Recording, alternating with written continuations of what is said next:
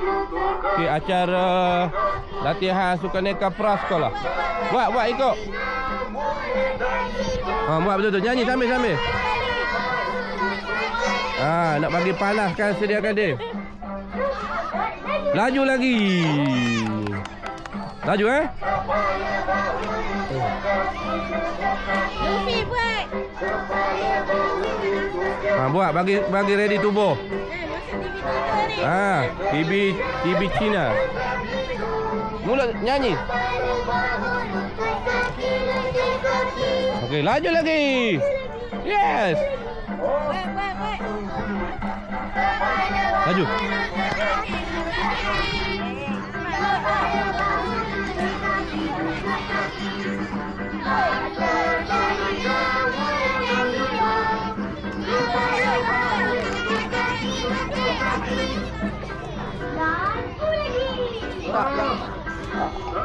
Tak nak dah.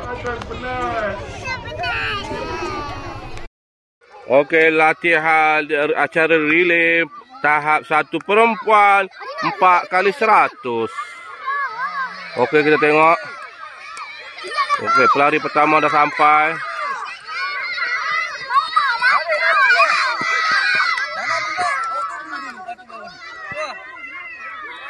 Okey.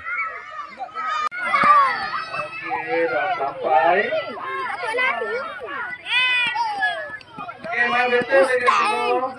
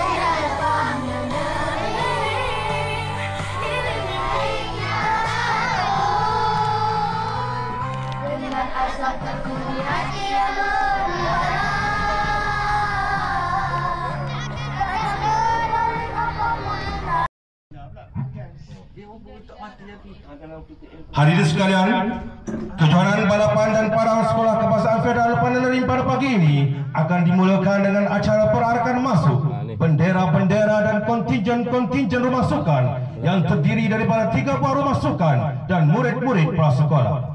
Marilah sama-sama kita berikan tumpuan kepada perarakan masuk barisan rumah sukan. Macam 5 macam penganyuran 5. Macam 5 Langkawi.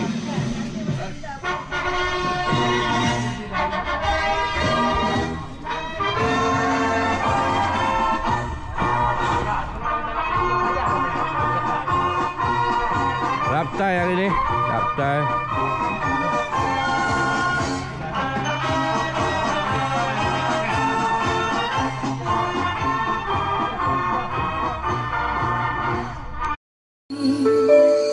Sukan dan akademi, kita kejar impian.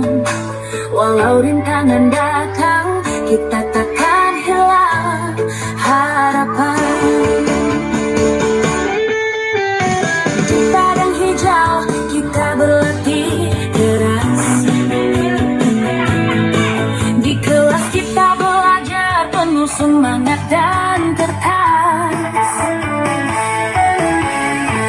Kira panas terik atau hujan lebat, gagal bukan alasan kita tetap hebat.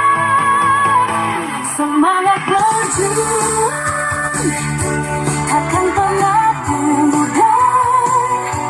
Anak muda Polda jadi contoh besar.